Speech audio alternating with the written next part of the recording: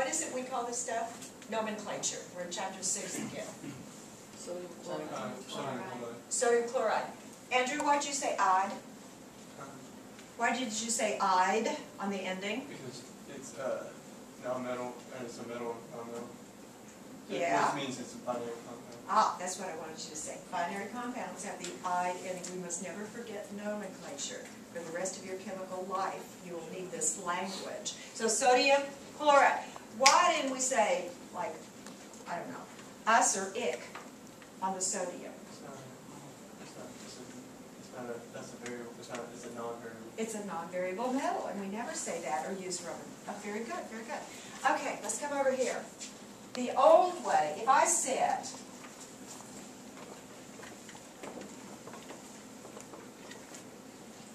I have calcium fluoride, and let's think we're back in chapter 6, and I want to know what is the formula for that. I would come down here and Timothy, what's the charge on a calcium? +2. +2. And then I have a fluoride here, Tran. What's the charge? -2. -2? Yes. Oh, -1. -1, because it just needs to gain 1. So if we look at this, and here's the time the double cross down works, Antonio, what's our formula? CaF2. Perfect. Calcium fluoride. Now, let's do it the alternative way, and usually the less popular way by students. I come over here. Okay, I've got a calcium. How many valence? Kashan, how many valence? 2. Okay, what does a calcium tend to do, Tanya? Gain or lose? It loses. How many? 2. Loses 2, and when it loses 2, what charge does it take on? No, positive. Positive. Positive 2. Okay, now I have a fluoride. How many, Liz, how many valence electrons does a fluoride have? 7. What's a fluoride going to do, Aaron? Gain or lose? How many? 1. And when it gains 1, it's got a full house, and its charge, Bruce? -1. -1. Okay, remember when I was talking about sodium chloride? Sodium wants to lose 1, chloride wants to gain 1, and I said, oh, that is the perfect marriage. Okay, here we got to practice polygamy, because this has to give 2. So what do we need to do? Have 2 fluorides. Have 2 fluorides.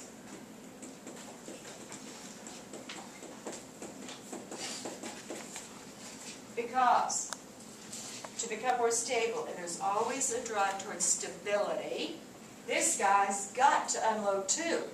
Doesn't do him a bit of good to unload 1. So it's got to unload 2. Each of these guys can only take on 1, couldn't possibly take on 2 normally, because it wants that octet, it wants to be isoelectronic with a noble gas. So those 2 electrons that are lost, we got to have 2 fluorides. So we have a marriage, a perfect marriage, if you think polygamy is a perfect marriage. So, CaF2. Okay, now you do not have to do all this. But the point is, that's how we get to here. Okay, what you have to do, the first skill after writing Lewis-Dot structures for me, or coming up with formulas, is if I write a list of compounds, so let me do it. Okay, let's see.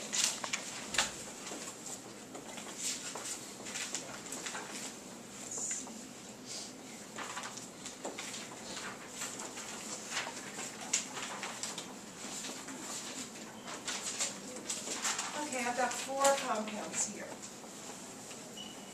And the type of thing I want you to be able to tell me is which is ionic and which is covalent. Yes, I know we haven't studied covalent yet, but this is how to spot ionic.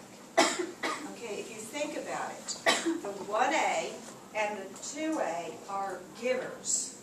Everybody in the 1A wants to give 1 electron away. Everybody in 2A wants to lose 2. Those are the givers. The guys over here to the far right are the takers. So, if you see a compound where one element is from the far left and the other element is from the far right, think ionic. Okay, if they both come from the right side, then they're going to have to do something different to get their octet, which is we'll talk about in a moment. So with that idea, big jump across, think ionic. Okay, now, I have this substance. Nina, name that for me. Magnesium oxide. Perfect, magnesium oxide. But tell me, is it ionic or is it something else? Covalent is the other choice. So is this ionic? I think so. Yeah. Because down in dirty way, far left, far right, think ionic. The academic way would be to think through, magnesium wants to lose 2, oxygen wants to gain 2, complete transfer, that's ionic. Okay, I've got this stuff, and let's name it. Meredith, can you name this stuff? Potassium chloride. Okay, first off, is this potassium? I mean, no. Okay. Phosphorus. Phosphorus. Phosphorus chloride. Okay, will we give her full credit for that? Marco, why don't you want to give her full credit for that? It has to be phosphoric. Phosphoric chloride? No. Phosphorus chloride. Will we give Marco full credit? Phosphorus trichloride. Phosphorus trichloride. Non-metal. Defend your answer. I didn't even. Sarah, excuse me, I'm sorry. You guys move chairs and now you're good. Sarah. Because they're both environmentals. Yeah. Okay, did everybody hear that? Important point that slips out of the brain easily. 2 non-metals. We get to say tris, dis, tetras, whatever's appropriate. Okay, so right off the bat, I think I said this on one of the first days of class. K and P are easy to confuse. So this one is phosphorus. Phosphorus, non-metal, non-metal. Phosphorus trichloride, all of that's reviewed. Now, if you had to say ionic or this other thing, covalent, Meredith. Covalent because, hey, phosphorus wants to gain 3, chlorine wants to gain 1 each. They are both takers, not good candidates for ionic at all. Okay, I got this stuff. First of all, let's name it. Meredith, with your newfound knowledge. Carbon dioxide. Perfect. Carbon dioxide. Why did you get to say dot? Because it has material there, and it's They're both non-metals. non-metals. They're both non-metals. Okay, carbon dioxide. Ionic or covalent then, Sarah? Okay. They're ionic. They're both from the right. Covalent. Covalent. Because carbon, actually, carbon's not going to become an ion. Carbon, here's a wonderful generalization. 99.99999% of the time, carbon will be covalent. CC. Carbon will be covalent. Likewise, another generalization, hydrogen will be covalent. The fact it's sitting over there in the 1A family, hydrogen's weird.